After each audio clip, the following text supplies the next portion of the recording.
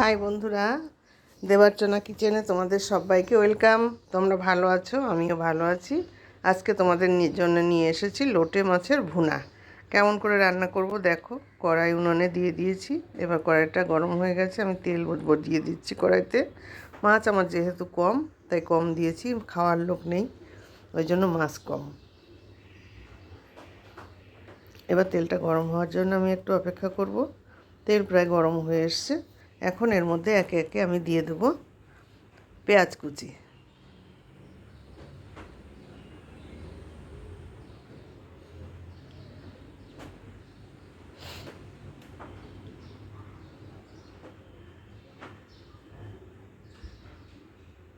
দিয়ে এটাকে একটু নাড়াচাড়া করব।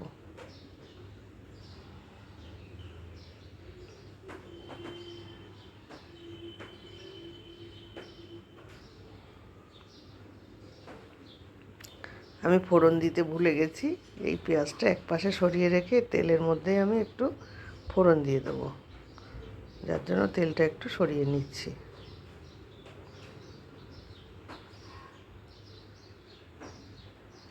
এর মধ্যে দিয়ে দিচ্ছি আমি একটু জিরে ফোড়ন।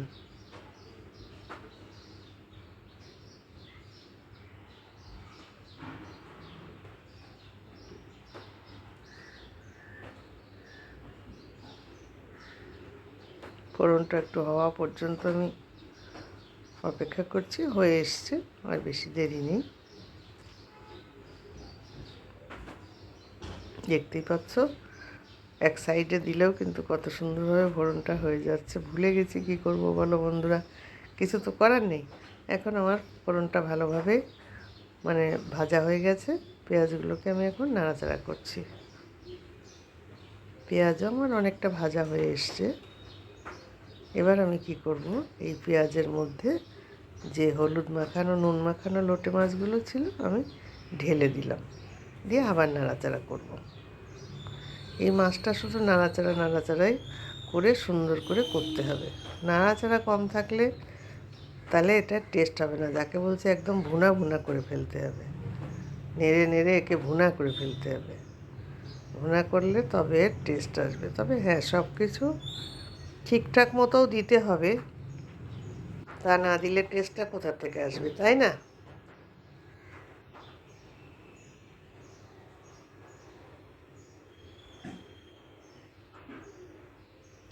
এই মাছটা ঠিক করে রান্না করতে পারলে টেস্ট খুবই সুন্দর হয়। যারা কোনো দিন খাওনি, অনেকে এই লোটে মাছ খায় না, কিন্তু একবারে আমি যেভাবে করলাম এইভাবে তোমরা করে খেয়ে দেখো। হ্যাঁ, যে কীভাবে কী সুন্দর লাগবে। একবার খেলে তোমাদের আবার খেতে ইচ্ছা করবে। দিয়ে দিলাম আমি একটু রসুন বাটা,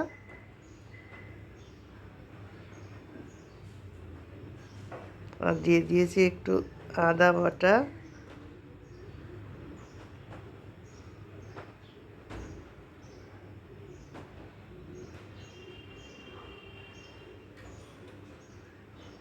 রসুন আদা আর জিরে বাটা আমি দিয়ে দিলাম। এবারে এর মধ্যে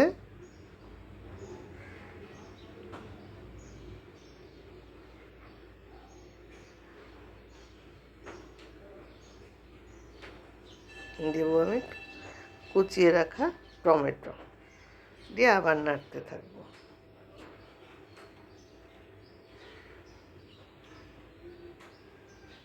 টমেটোটা ওর সঙ্গে ভালো করে মিশে যাবে নাড়াচাড়া করতে করতে।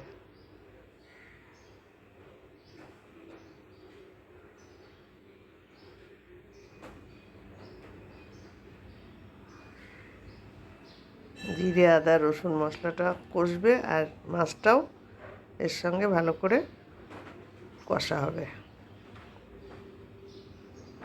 এখন আমি এর মধ্যে দিয়ে দিচ্ছি পরিমাণ মতো লঙ্কার গুঁড়ো। লঙ্কার গুঁড়োটা তোমাদের যার যার ইচ্ছা, যে যেমন খাও তেমনভাবেই দিও।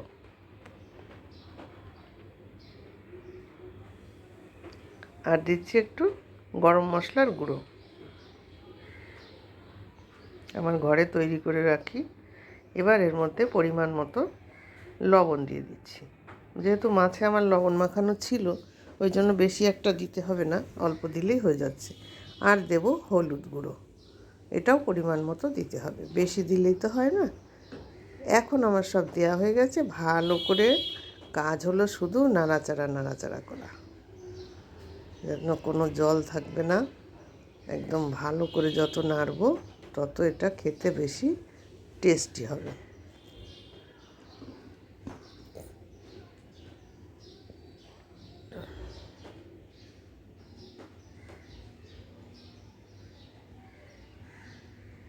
মশলা কিন্তু আমার কষা হয়ে এসছে, যেহেতু সাইড দিয়ে দেখতে পাচ্ছ তেল ছাড়ছে।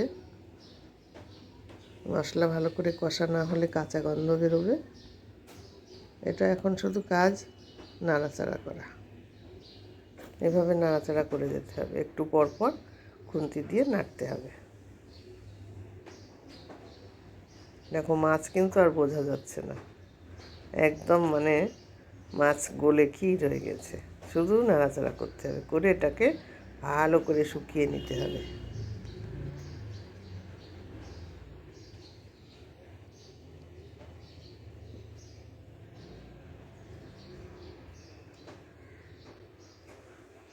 হয়ে গেছে আমার, দেখতে পাচ্ছ কত সুন্দর হয়েছে, একদম রেডি।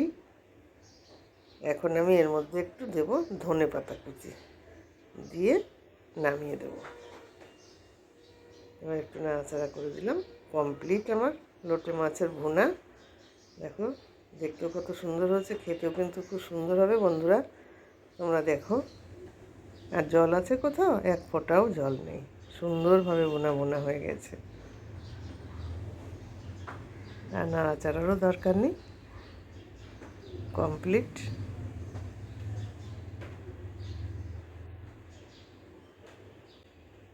এবার আমি নামিয়ে দিয়েছি, দেখো কত সুন্দর দেখা যাচ্ছে। তোমাদের যদি ভিডিওটা ভালো লাগে লাইক শেয়ার কমেন্টস করো।